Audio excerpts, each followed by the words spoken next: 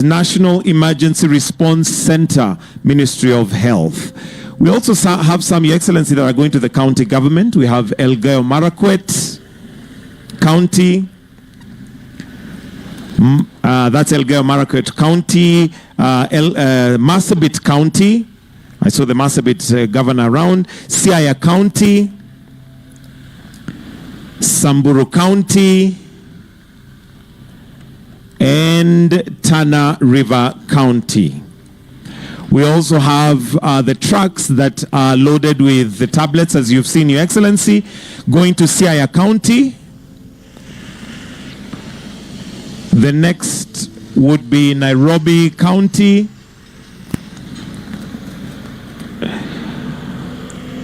Followed by Kajiado and Tana River County. Laikipia, Samburu, and Marsabit. Wonderful. So with the trucks and ambulances now flagged off, we'll now just have some brief remarks. So allow me to invite the Cabinet Secretary for Health, Honorable Aden Duale, to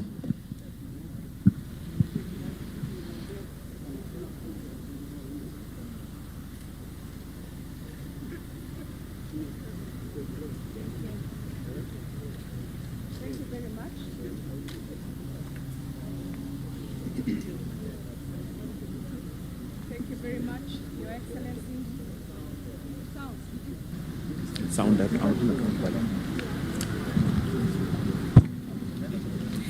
Thank you. Thank you very much, Your Excellency, the President. All protocols observed. WHO's support has had a very significant and lasting impact for Kenya's public health, and we are very happy at the progress because Kenya has recorded steady improvement across key public health indicators with WHO's guidance. At this juncture, I would like to invite the Governor of Marsabit County, Dr. Mahmoud, to give us a few remarks. Thank you very much. Your Excellency, the President of the Republic of Kenya, Dr. William Samoei Ruto, the CS for Health, all partners present here today. Your Excellency, this is a very important event. Health matter is something very, very important to any nation. On behalf of the Council of Governors, and I bring the apology of the chairman, who is currently chairing another meeting. Your Excellency, we are indeed very grateful for the support that we have received from our partners through your stewardship, Your Excellency, and the Ministry. The Council of Governors appreciates all the support and the partnership that we've been having. Health matters have been taken seriously by the Council across the country and have marked remarkable improvements in all our indicators. Today's donation by WHO will go a long way in further complementing what the county and the national government has been doing. So on behalf of the Council, I sincerely want to thank you, Your Excellency, and all our partners. Thank you very much indeed. Your Excellency, through the investment in integrated disease surveillance and response, training of healthcare workers, and establishment of emergency coordination mechanism, we have been able to coordinate all this through the support of WHO. At this juncture, I would like to invite my Cabinet Secretary to take over the program. Thank you. Your Excellency, the President of the Republic of Kenya, our guest, the head of the African region of WHO, Professor Janabi, the UN rep in Nairobi, colleague governors, the chairs of the health committees of both houses, staff, senior staff of the Ministry of Health. Your Excellency, today, this is your day, and what you have launched is a testimony of our partnership and our collaboration and our very strong membership as a country to WHO. And I want to confirm to you, Your Excellency, we are very active members of WHO. We have fulfilled all our commitments and our collaborations in disease surveillance, in many of the emergencies and epidemics, not only in our country but within our region. We have collaborated with WHO. Your Excellency, what you are launching today is that commitment of our partnership. And today's the vehicles, the ambulances, and the other items that you have flagged off that are going to our referral hospitals and our county hospitals are mainly geared towards reducing maternal and child mortality rate in our country. And Your Excellency, I want to commit to you, under your leadership and with the UHC program that we are implementing as a country, I want to commit to you and me and my team and our Council of Governors that will do whatever it takes that no mother or child dies. A mother walks to a facility not as a patient, but she walks to a facility to go and give us another living. So it is unconstitutional, it is immoral, but those of us you have entrusted the leadership with, we will not let down the people of Kenya. Your Excellency, President William Samoei Ruto, Honorable Cabinet Secretary for Health, Mr. Aden Dual, distinguished colleague, ladies and gentlemen, hamjambo. Jamge.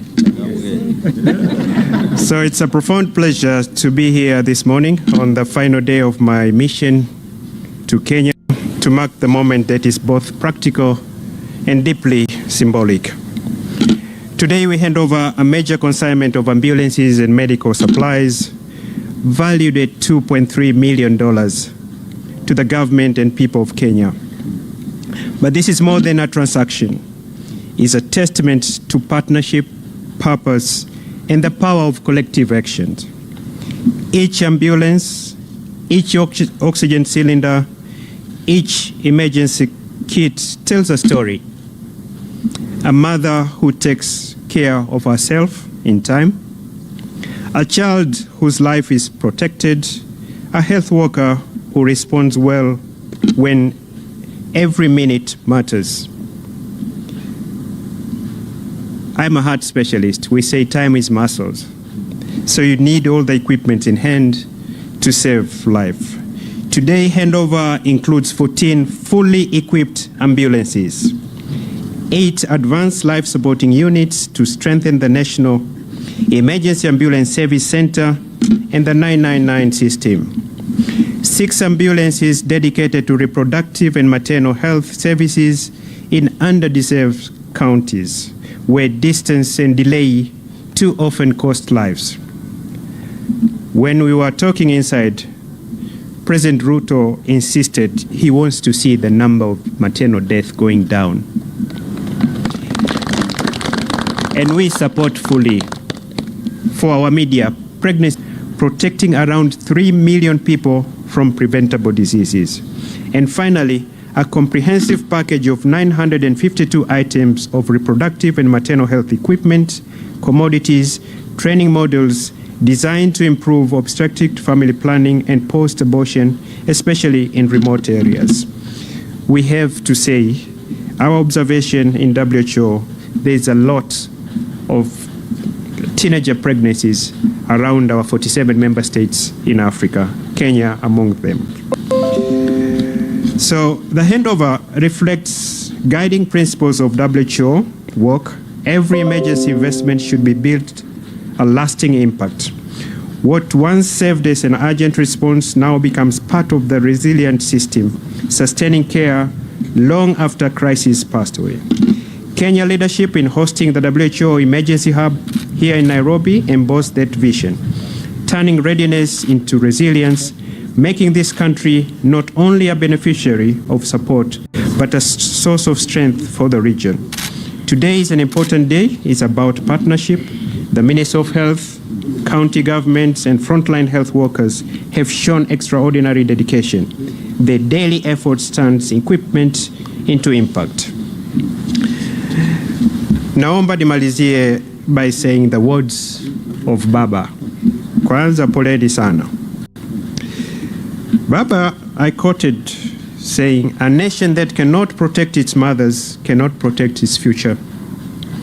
Together we are building a Kenya where giving life is never a risk, but rather an experience defined by safety, dignity, and hope. Asanteni sana.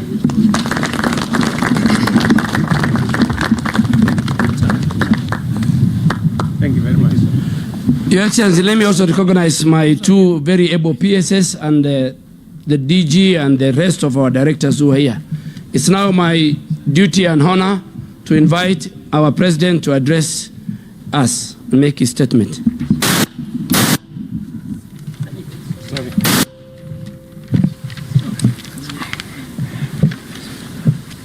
Thank you very much, Minister.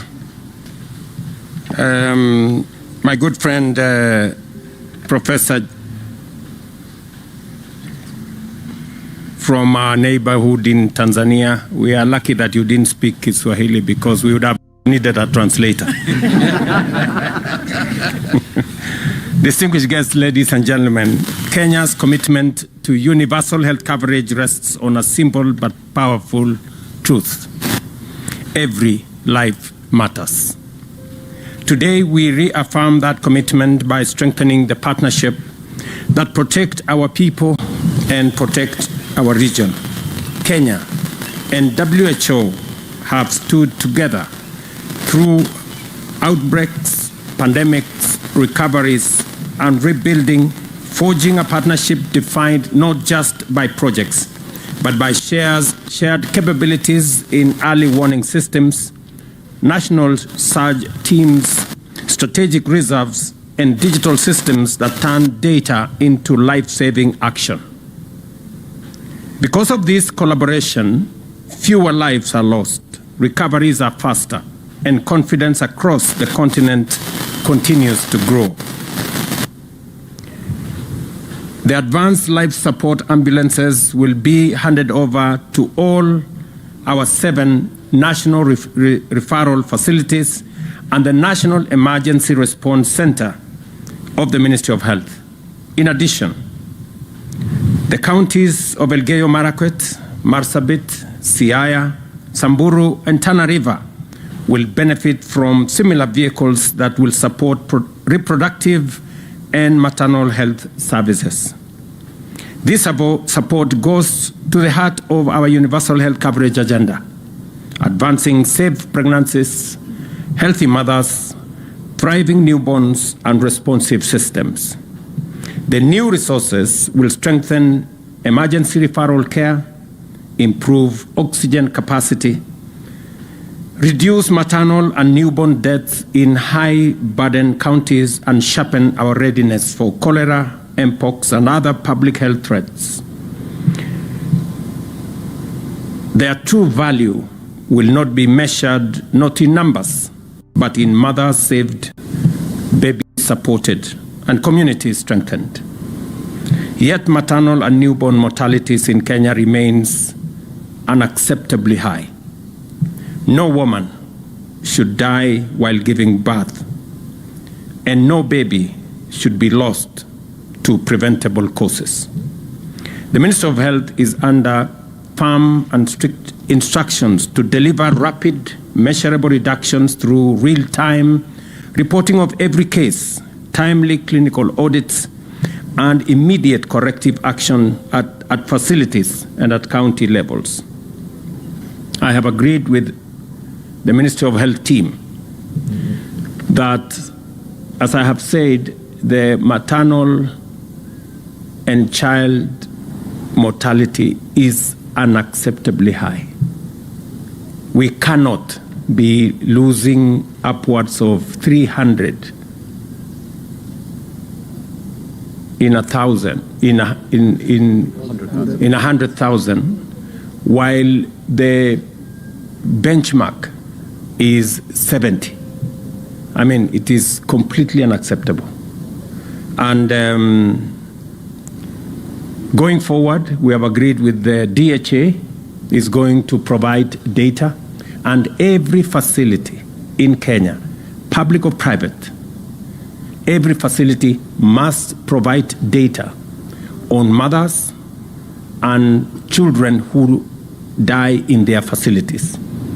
I know that there are facilities that continue to hide data on mothers who die or children who die in hospitals. We must get the data right, because we must get our act together and reduce the death of mothers and children, especially at birth. I have asked the ministry to conduct an RRI, and the Director General at the ministry has given us an undertaking that by March next year, we will have the correct data on what is our performance as a country, county by county, and then we can therefore be able to respond to this big challenge effectively. I was very embarrassed when I was confronted in New York by a good friend of Kenya who asked me, Mr. President, how is it acceptable in Kenya that upwards of 300 mothers and children die in our facilities?